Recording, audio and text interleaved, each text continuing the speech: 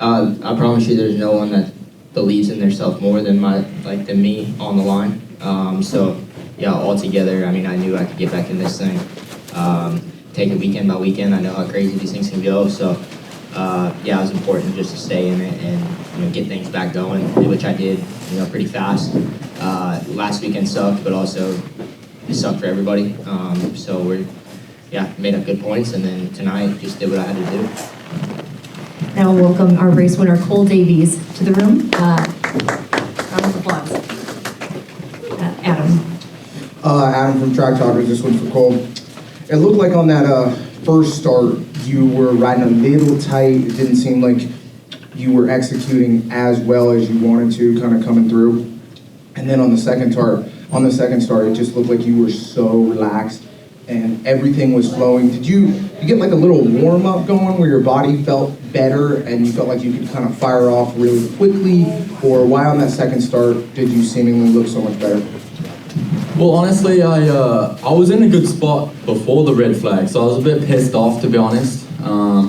So when I lined back up, I was a bit pissed on the gate. I knew I had to reset and get another good start, but so I had to reset and focus on another good start, but I didn't actually get a good start. I was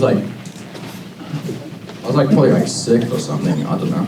I didn't get a great start, and then we were pretty much just battling it out, and I got to the lead and tried to put some good laps in early, and just rode it home from there.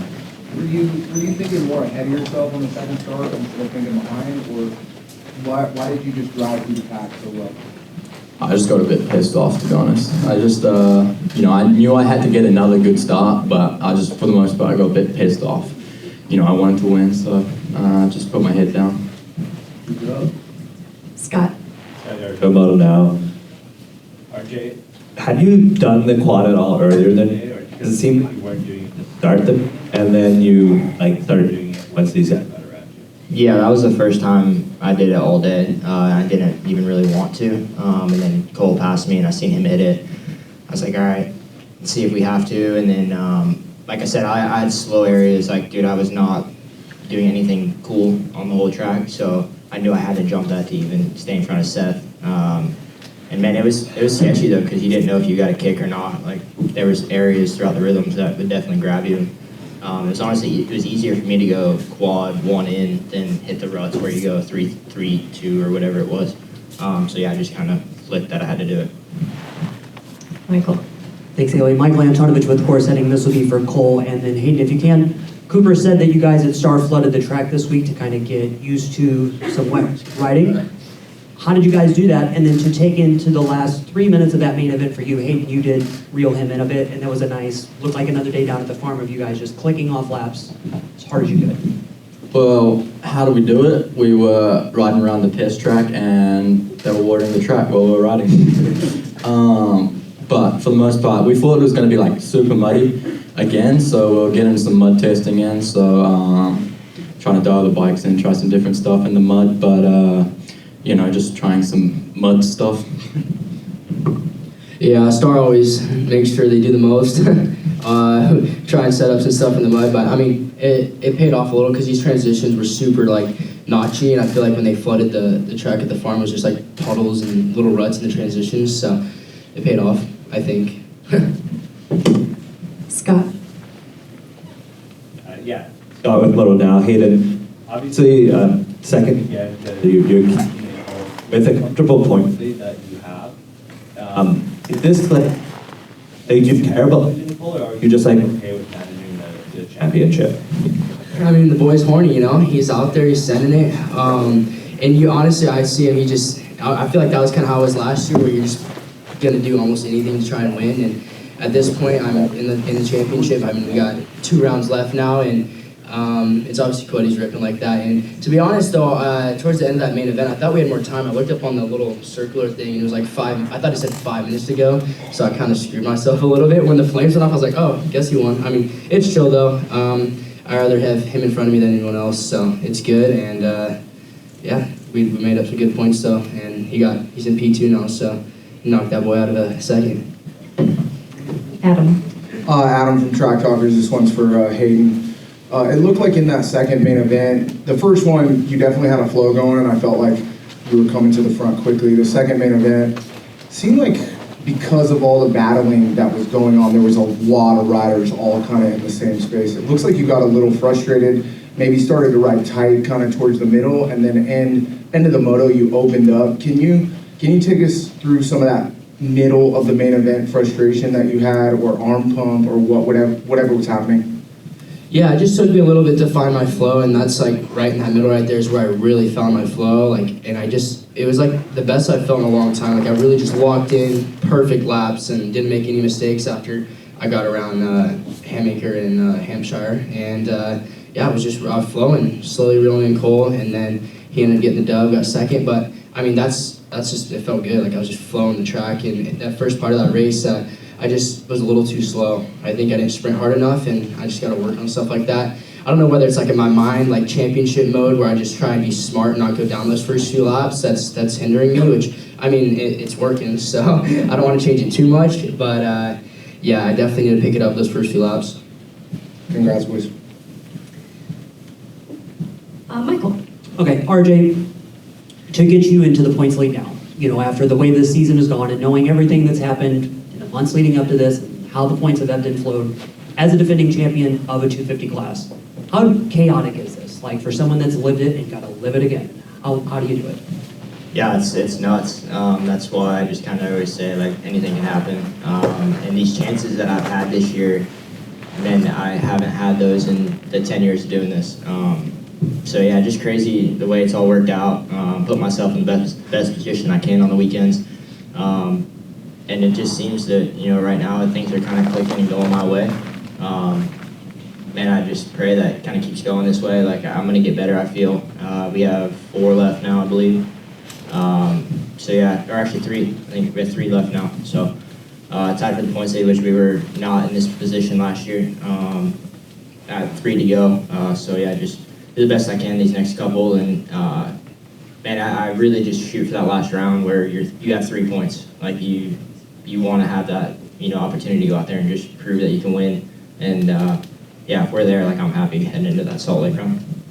Michael Antonovich with course heading. If you all three could answer this, after last week and the worry of rain that we had this entire week, I mean, leaving Foxborough, we were already thinking about how wet this was going to be. Knowing your teams did certain setup things to wonder how bad it would be, and then seeing the track today, what did you guys do to prepare for this? A lot of hurry up, waiting to see how the track was, was it going to be that bad, and then it turned out really good. So if you three could take us through that. I mean, I haven't ridden at all until this Thursday. I did just a 20-minute, like, kind of like a fun session, just to, get at least a little bit of time on the bike. So I didn't really care if it was going to rain or not going to rain. It doesn't really affect me that much. I think for these guys, being in the championship and that close is definitely, a lot more to think about than for me. I'm a little bit in no man's land right now, which I'm fine with. I need a little bit of help, So, yeah, I just did my thing like how I've been the last few weeks. Yeah, it's never great. I mean, it doesn't matter, right? Like, if it's muddy, it's muddy, but it definitely is a bummer when you have fans and you have, championships and you have all that stuff. Like, anything can happen in the mud, so I do think there's a little bit of worry, mainly just from the motorcycle more than anything. But with that being said, I think this week I was expecting it to be muddy, so I was super stoked when it wasn't, and the track crew did an awesome job to have us have a dry track. I'm still pretty mind blown. So yeah, we started pretty crazy. They went all in and we flooded our tracks this week and we rode mud all week. So it was pretty interesting when we got here and it was pretty dry. So that was nice. Yeah, for me, I mean, I didn't have the greatest race last weekend, so I was hoping for a dry race, and just so we can go out there and battle like we know how. Last week was kind of, for me at least, I don't know, AP might say something different, but I was just trying to make it around the track, and I've never really been in that situation before. I feel like normally mud races, you're kind of like, you can still kind of race, but last weekend it was just full survival mode. It was kind of, when I've seen bobcats on the track trying to drag bikes off, that's normally not a good thing. So it was nice that the track was dry. They did a really good job. And yeah, hopefully next weekend, I haven't looked at the weather, but hopefully it's dry. And these Northeast races, in this time of the year, you don't know what you're going to get. It can be really wet or it can be perfect, so we'll see.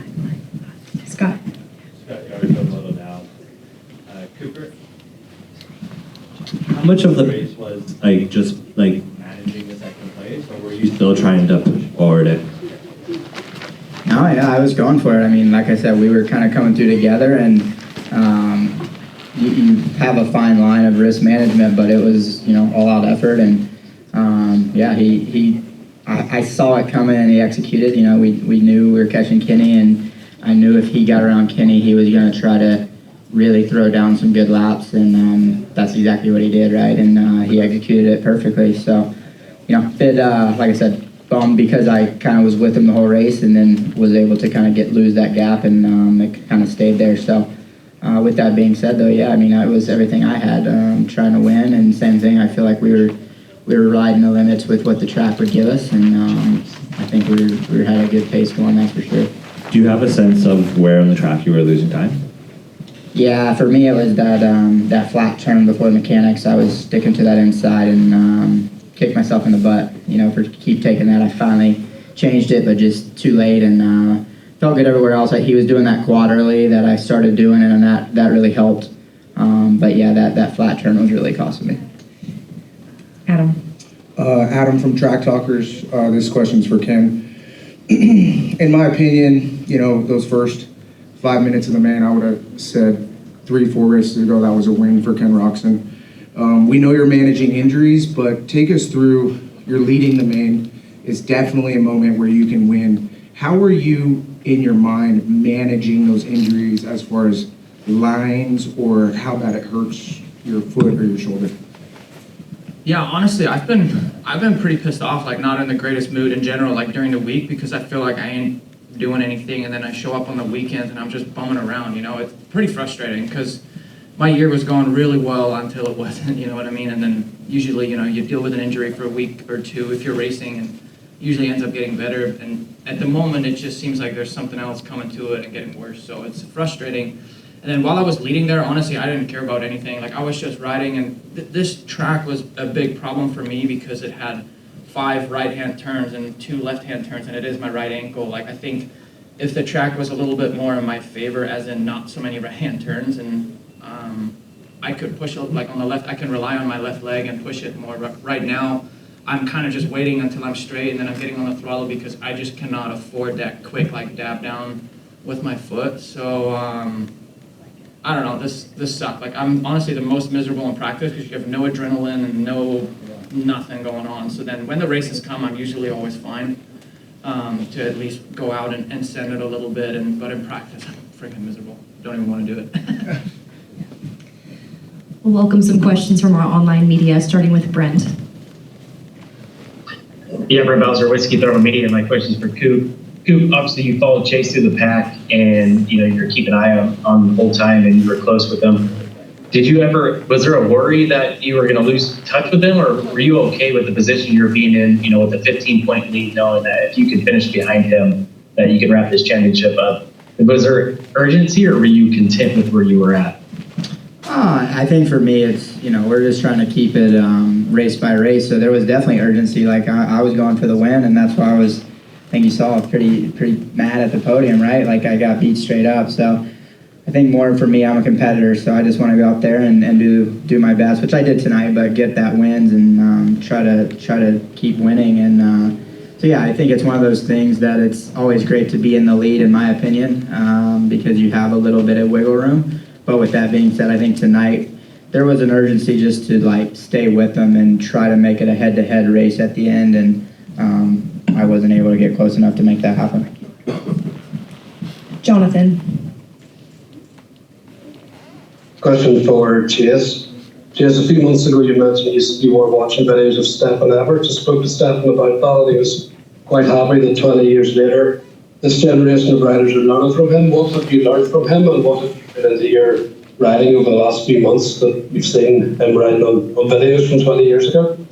Yeah, I mean, I think he was so different than everybody else back in the day, because you see so many guys, or not a lot of guys, but there's a few of them that ride that way, but he was doing it back before anyone even thought about doing that kind of stuff. So I think the biggest thing for me was when they raced designations and he passed James on the outside a few times standing up, which was cool. And it helps. I mean, in the ruts, especially in outdoors, like tonight, that turn before the mechanics area, that was really good for keeping balance and keeping your feet on the pegs. So just trying to implement stuff. And yeah, I mean, at this point in the season, we've done so many motos and so many laps at the practice track. I kind of just try and switch it up and work on technique, ride the track backwards, and kind of try and put that kind of stuff into my riding. You can always be better. And yeah, it was he was a great rider and something that I still look at to this day.